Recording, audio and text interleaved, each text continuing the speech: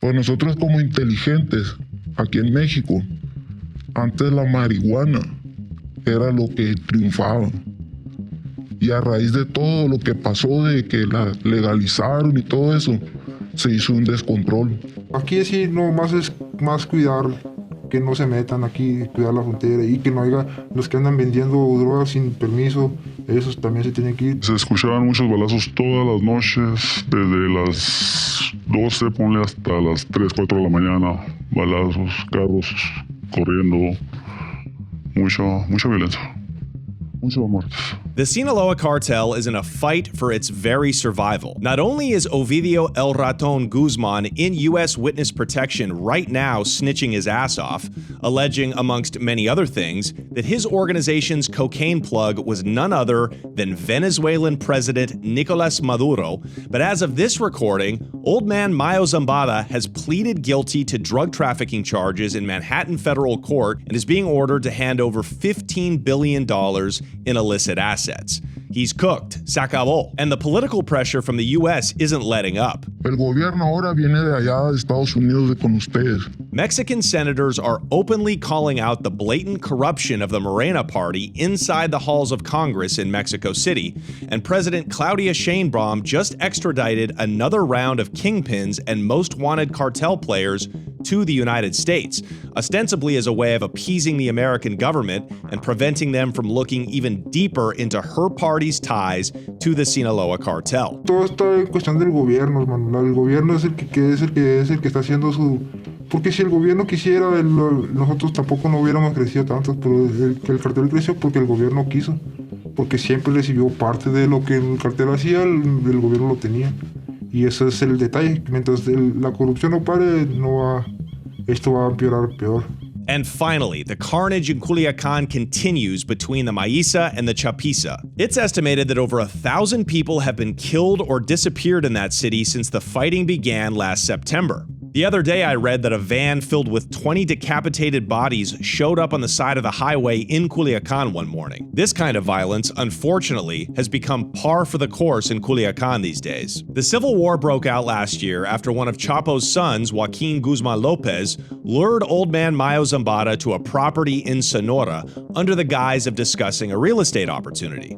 It was there that Zambada was ambushed, kidnapped, and extradited to the United States, where he will likely die in prison. This mission was almost certainly conducted by the DEA without any knowledge from the Mexican government. So think about that. The Guzman kids, Chapo's sons, orchestrated this with the American federal government unbeknownst to anyone in Mexico. If I were Mayo's kids, the ones left running his side of the cartel, I'd be furious too. But remember, both families have been telling on each other for decades, most notably Vicente Zambada, one of Mayo's oldest sons, who testified against Chapo in open court at his trial in 2019. And amidst all of this chaos and infighting, the remnants of the Beltran Leyva organization, the former third wheel of the Sinaloa Cartel, are attempting to regain territory in Sinaloa and the surrounding states. Wow. It would seem by all accounts that the once mighty Sinaloa Cartel, as we knew it,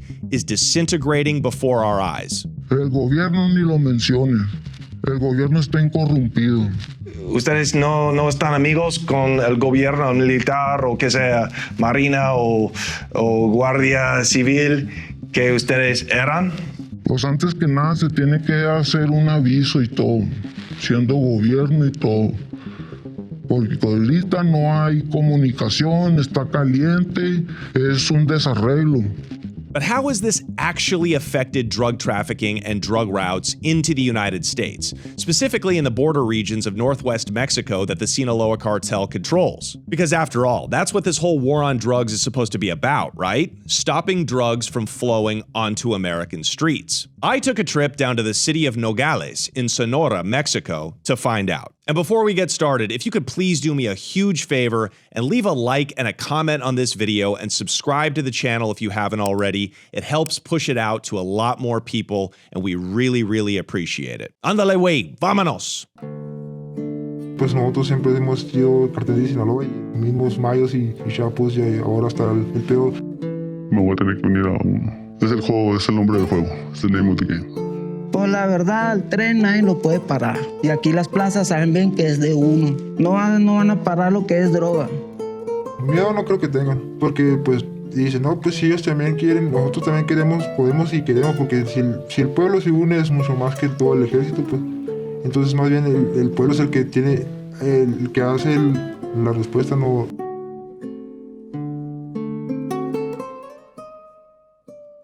Nogales, the small border city in the northernmost state of Sonora, is one of the most important plazas in Mexico. Plaza is a term that was coined years ago at the dawn of the Guadalajara Cartel, which marked the beginning of Mexican organized crime. The simplest way to describe a plaza is that it's a hub, a geographically vital city or territory where drugs or migrants are warehoused before being smuggled across the border into the United States. Historically, plazas like Tijuana, Nogales, and Ciudad Juarez have been controlled or contested by larger cartels located deeper inside Mexico, especially by Sinaloa during Chapo's time. He coveted these plazas for one obvious reason: their close proximity to the United States. De hecho, son todo. Cada día, cada minuto está cruzando algo. En ese momento. En ese momento está cruzando algo. Seguro. Controlling a plaza means having access to the best smuggling points in the city. It means being connected to people who can organize drug shipments by hiring mechanics to build trap cars to hide drugs, recruit drug mules to drive the cars across the border, pay off border guards if possible, organize punteros or lookouts to assist the mules with the smuggling, and finally, to contract with people on the US side of the border to stash the drugs after they've successfully made it across. It's a logistical nightmare and impossible for an outside organization to operate on their own. They need an alliance with the locals. That's why, in the 20 years since the war on drugs began in Mexico, cities like Tijuana, Juarez, Matamoros, and Nuevo Laredo have had some of the highest homicide rates not just in the country, but the entire world. Competing cartels fight for control of these cities in order to gain access to all of the resources that I just mentioned. And that brings us to Nogales. This city of only a few 100,000 has been held for decades as a stronghold of the Sinaloa Cartel. Listen as a local smuggler explains why this city and the surrounding areas of Sonora are so important to the cartel. Por el flow que hay aquí, por el flow de drogas, ahí me gusta más, un poquito más, vaya, como dice, más fácil, pero lo importante es que aquí es más neutral, por eso, y también el cartel se me hace que tiene el control. Pero es para las rutas, son las mejores. La mejor ruta, lo más fácil y la más, después sí, la más directa. Más directa a ciudades grandes en Estados Unidos. Porque como tenemos Tucson, Phoenix cerquita. Not only is it about proximity to the US and the large drug market in Phoenix just 3 hours to the north, but also access to Interstate 10, which runs east to Texas and west to California, both huge markets for drugs and people. Today's episode is sponsored by PrizePicks, my longtime partner. I love PrizePicks. It is the only daily fantasy sports app I use when I'm firing on sports. It's football season. I love Sunday game day. I'll be honest, I don't follow football as closely as other sports. I'm a casual fan. That's why PrizePicks is perfect. You don't need to be an expert, a shark. You don't have to work for a bookie in Vegas. PrizePicks makes it so easy to 10x, 50x, 1000x your money. You're not playing against the experts. All you're doing is picking more or less on 2 to 6 player stat projections. That's it. PrizePicks is the best way to get action on sports in more than 40 states, including California, Texas, and Georgia. And check this out. This is perfect for football. PrizePicks now offers injury reboots. If one of your players leaves the game in the first half and doesn't return, PrizePicks won't count it as a loss. How about that? PrizePicks invented the flex play, which means you can still cash out if your lineup isn't perfect. You can double your money even if one of your picks doesn't hit. You only got to be right about one stat pick. Make your picks in less than 60 seconds and turn your takes into cash all season long on PrizePicks. Download the app today and use code CONNECT to get $50 in lineups after you play your first $5 lineup. That's code CONNECT to get $50 instantly in lineups after you play just $5. They're giving you money to get into the game. PrizePicks. It's good to be right. Today's episode is also sponsored by Ava. Ava is a credit building app that makes it so easy to improve your credit fast, so you can get better rates on loans, pay off debt faster, and keep more money in your pocket. You've heard me talk about Ava.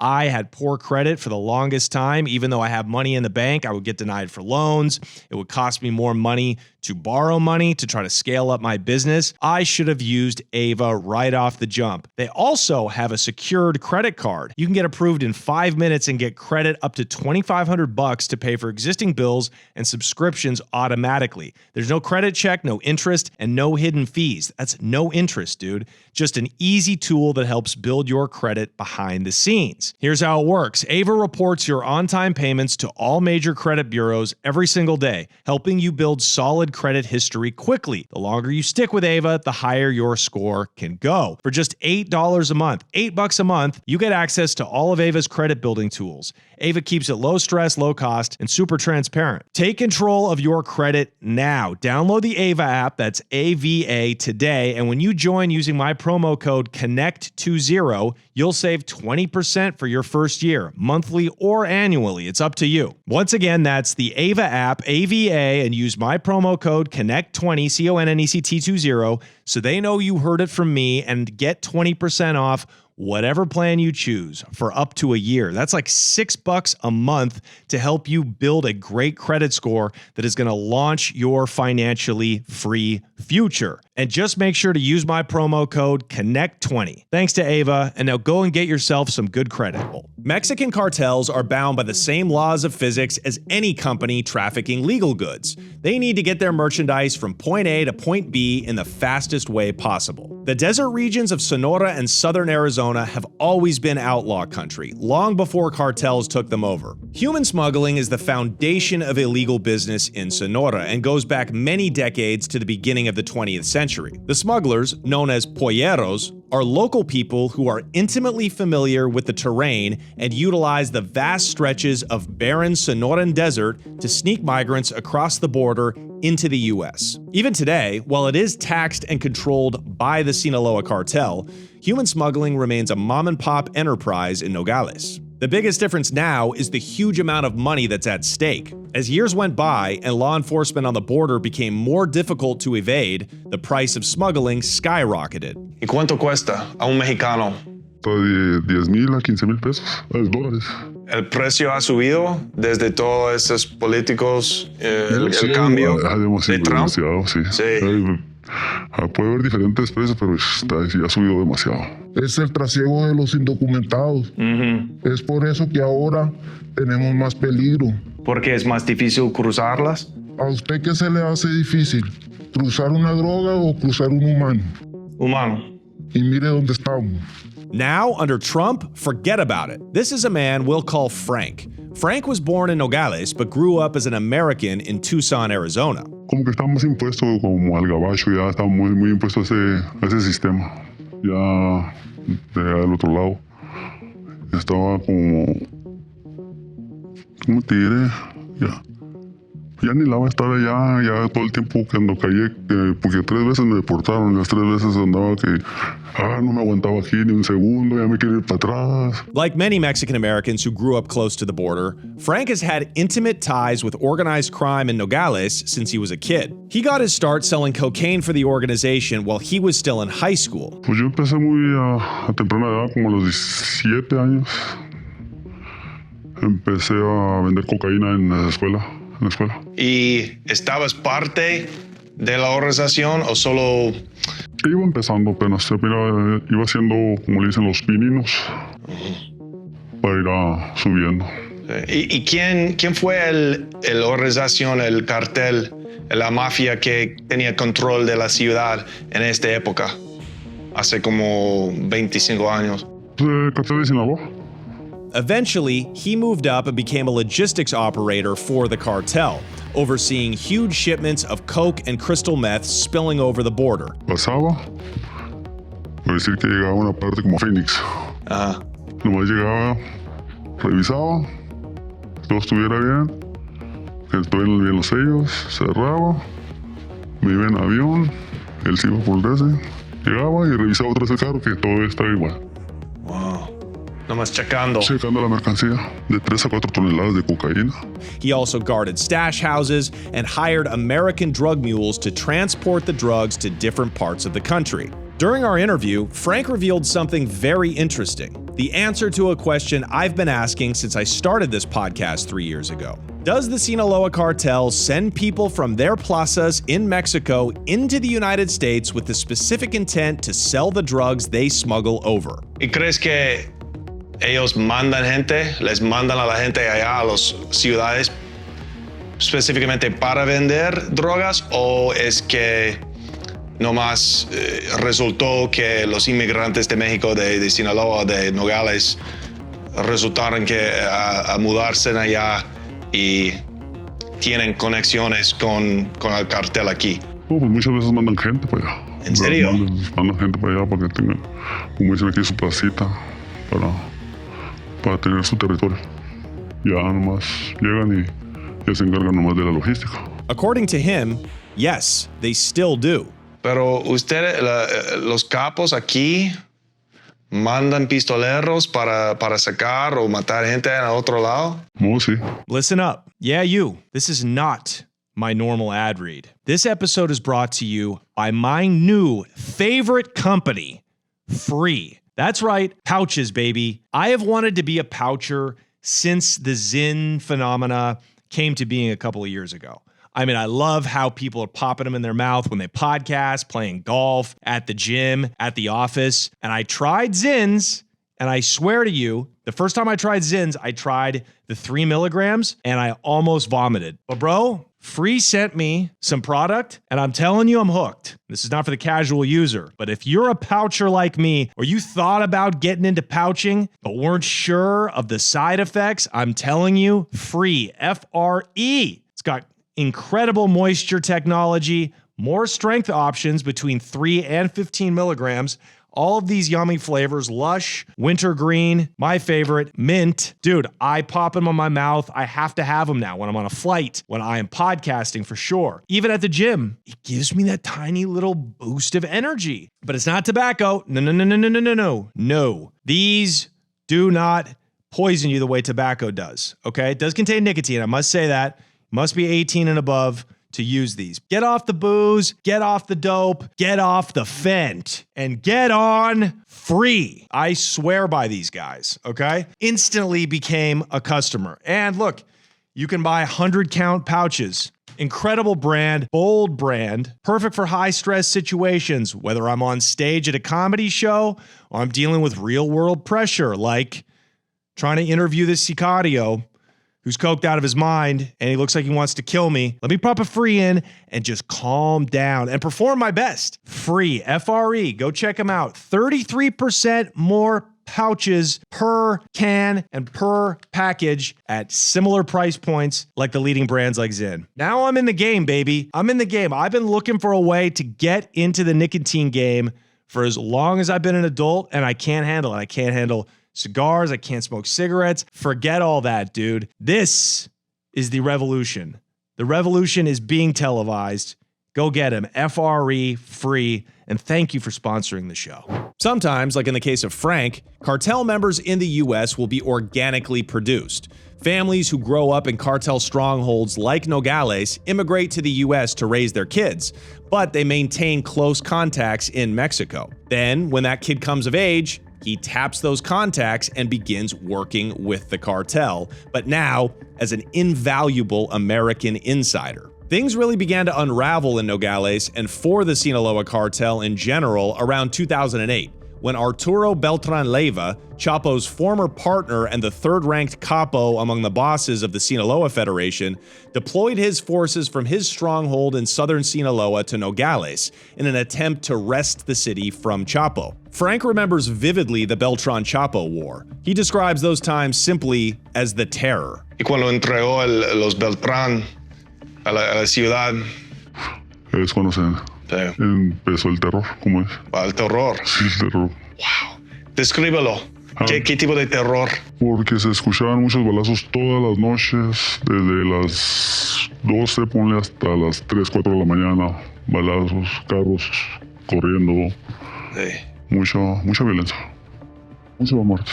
All of the imagery that we associate with the worst of Mexican cartel violence, from brutal killings, shootouts, and massacres, took place multiple times a day in this small little city. Ellos cuando llegaron aquí a la frontera, ellos sí agarraban halcones y se los llevaban y pues ya no los volvíamos a ver. Antes no era así, o sea que eso empezó de repente así como flash. Llegó así de repente y yo no... Y entonces se escuchaba mucho en las madrugadas que hay balazos por aquí, que amanecieron 3 muertos y otros 3 por acá. Cuando ya me di cuenta de eso dije yo, ¿en qué estoy metido? Decía yo, pero ya estaba ahí. Pues yo recuerdo como que yo conocí como 4, 7 en menos de 2 meses. Por aquí tirado, por allá o amarrado, mujeres, porque 2 amigas mujeres también. That just goes to show you what a strategically vital place it is. The Beltrons eventually fled Nogales around 2010, and a modicum of peace returned to the city. But much of the damage was already done, especially to the tourist industry and the once thriving downtown. Todo es cambio rotundo porque ya está, antes era turismo en la frontera y ya no. Ya no hay discos, todo eso porque la gente ya tenía miedo de salir a la calle a eso, pues porque también hubo en las balaceras que había en la ciudad, hubo personas inocentes que estaban en la calle a la hora no adecuada y les tocaba un balazo. Por eso estaba feo. As the years went by, however, the Sinaloa Cartel would be faced with a far greater existential threat than just incursions from a rival cartel. First, the price and demand in the United States for Mexican brickweed, a backbone of the Sinaloa Cartel and a crucial element of the underground economy in Sonora, continued to fall. Now in 2025, there is zero demand for Mexican-grown weed north of the border. That element of the cartel business is finished. Pues nosotros como inteligentes, aquí en México, antes la marihuana era lo que triunfaba. Y a raíz de todo lo que pasó, de que la legalizaron y todo eso, se hizo un descontrol.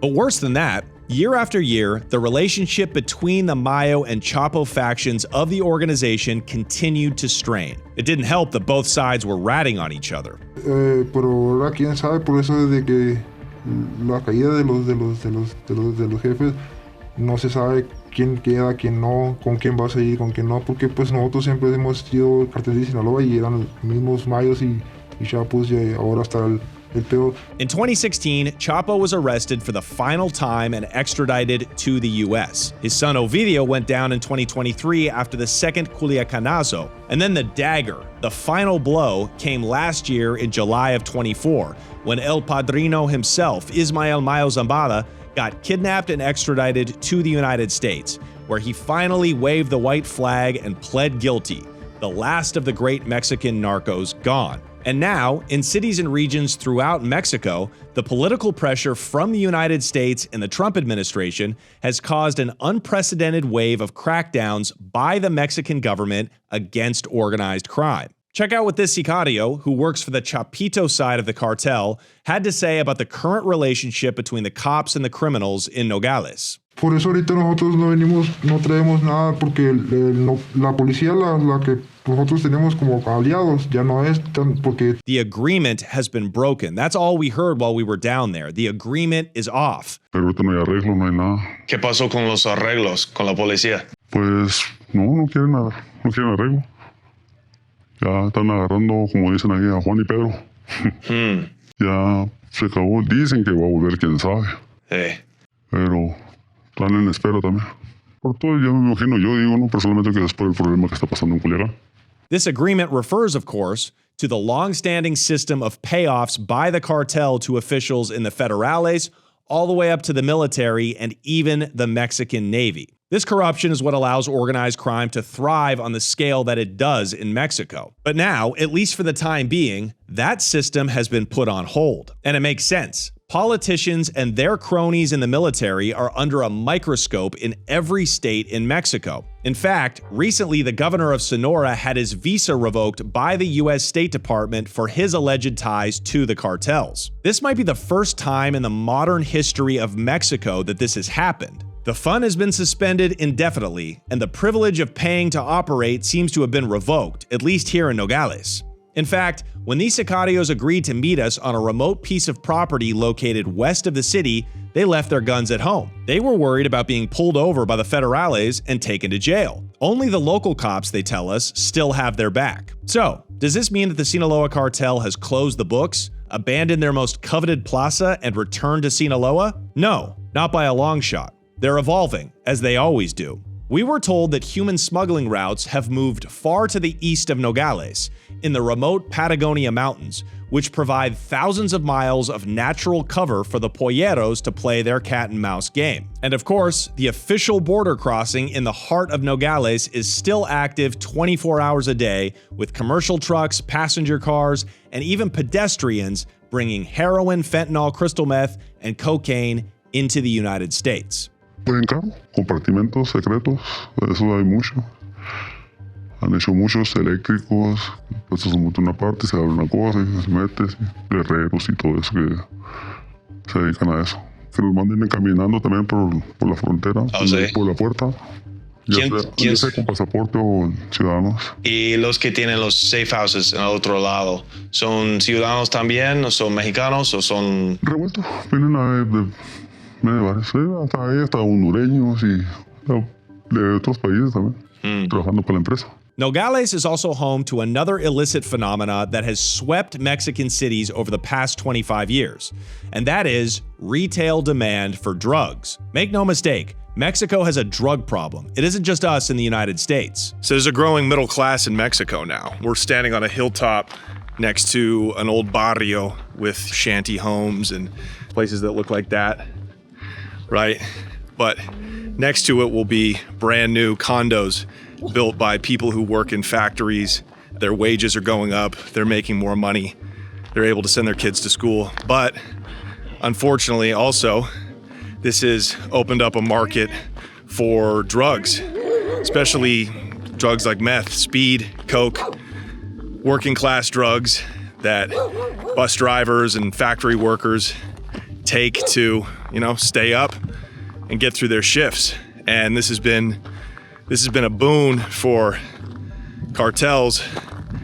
It's made up for a lot of the money that they've lost now that they can't transport weed to the United States anymore. They can sell drugs, they can sell hard drugs in Mexico. They don't even have to cross them. Retail drug shops, or tiendas as they're known, are dotted throughout the city.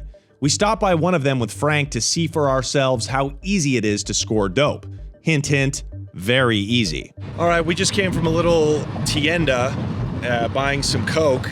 The tiendas are what they call the little punto de ventas, the drug spots here in Nogales. And they got them all over the place. Just little, teenage kids, just like you would see in any ghetto in America. And they're just hanging out in front of the house. And we just pulled up, copped a bag. It took about a minute and a half, and then we were out. And they do sell cristal? Yeah. So coke, cristal, weed. What else do they sell? Chiva? They sell rock cocaine. That's what's so interesting about these border towns, is they're obviously heavily influenced by American drug culture. They sell crack at these little tiendas. It was something you would have seen in Harlem or Baltimore in the 1990s. Old school curb serving. Young teenagers all trying to get their start with the cartel, working as lookouts, pitchers, and runners. They even have these tiendas advertised on Google Maps. By the way, quick disclaimer, I am not promoting or encouraging the use of illegal drugs or criminality of any kind, or in any way encouraging my fan base to go into these kinds of neighborhoods to purchase drugs.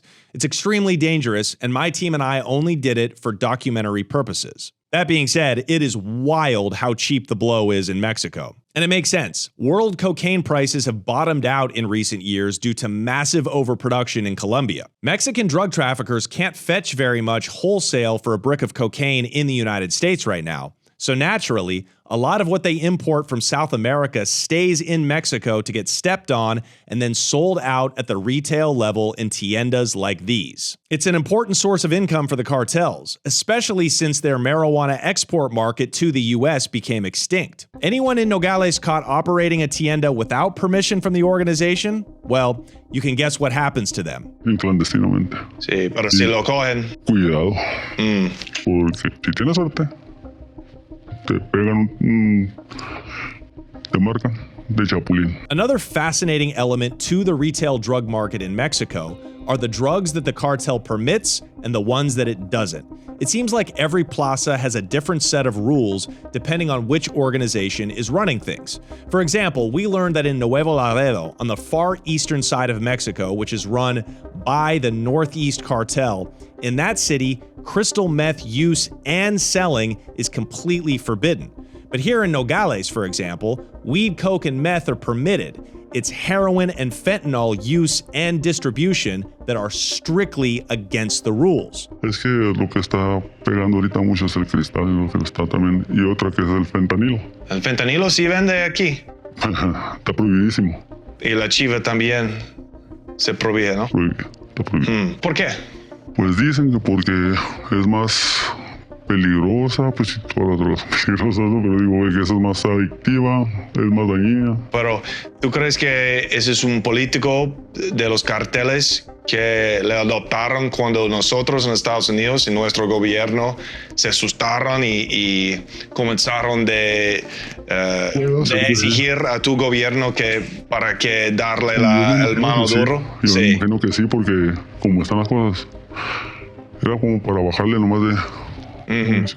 bajarle de huevos. They don't want opioids in the community. It is strictly for export to the US. The same rule applies in most places that the Sinaloa Cartel dominates, including in their home base of Culiacán. Another positive thing, if you want to call it positive, that the presence of an uncontested cartel in a plaza like Nogales does, is eliminate petty crime from the neighborhoods that they control. Aquí en Sonora, en ese momento a mí me parece bien pacífico, ¿no?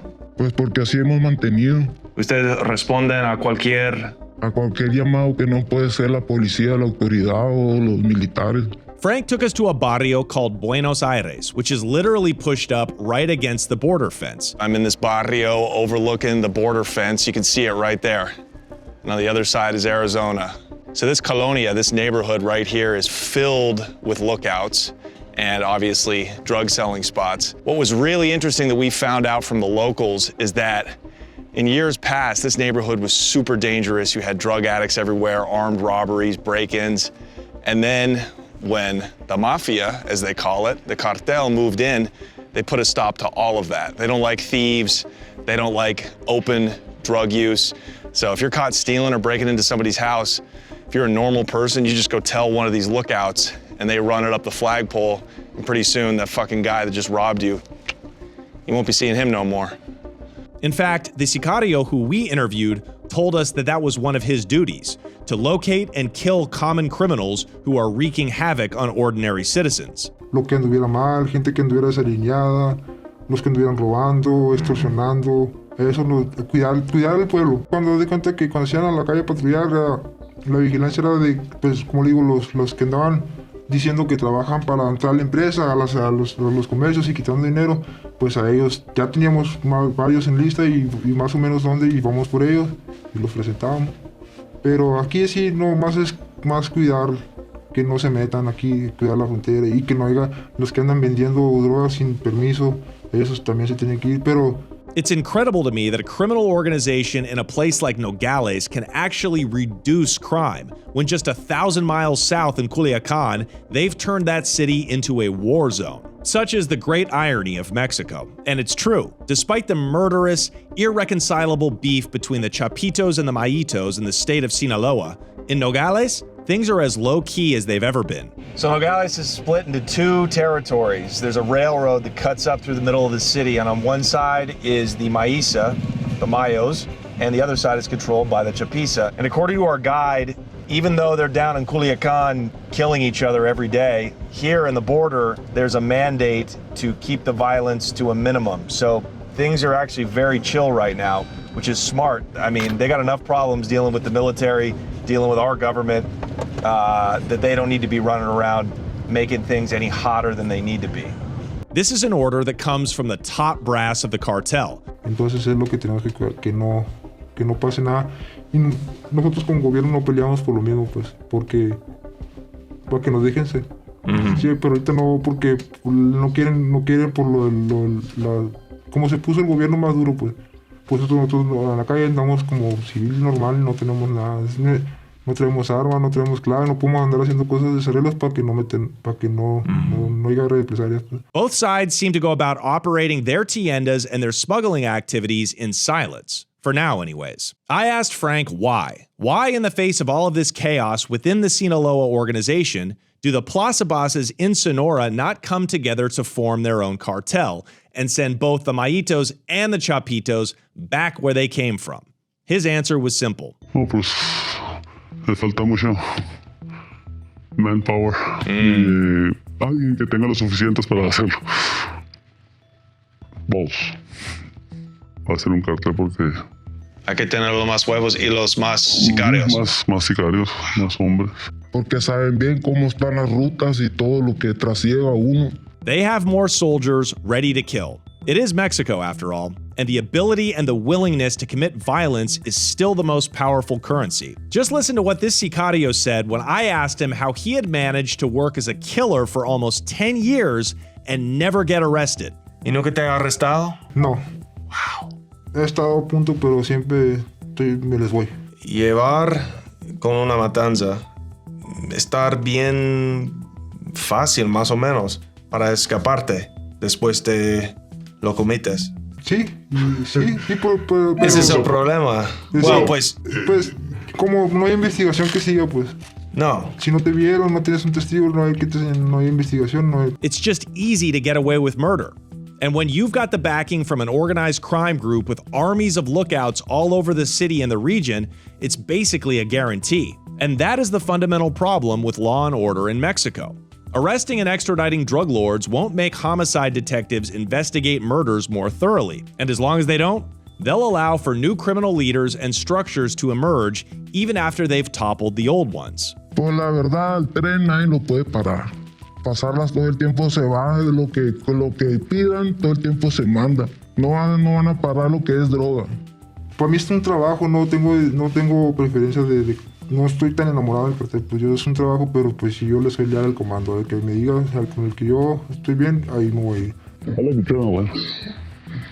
I think that's why I'm in this game. It's adrenaline. So, look past the headlines. Look past the U.S. attorney triumphantly declaring that Mayo Zambada has pled guilty and is being forced to forfeit all of his money. Good luck getting that, by the way. And that they've scored a big win on the war on drugs. That's all noise. The only thing we as Americans should be paying attention to is the street price of drugs in our country. Is the price going up due to a shortage of supply? Just look under a freeway overpass in every major city or any small town. The answer is obviously no. Mayo himself said it best in one of the only known interviews conducted just a few years before his extradition. Si me atrapan o me matan, nada cambia. Even if they catch me or kill me, the game stays the same. The future of Mexican organized crime and the Sinaloa Cartel are as uncertain as ever. But a few things are certain. One is that, despite the carnage happening in Culiacán, Sinaloa's prized Plaza in Nogales is open for business, and their drug routes into the United States are moving like clockwork, day and night. The other certainty is that these people are not scared. It's almost admirable.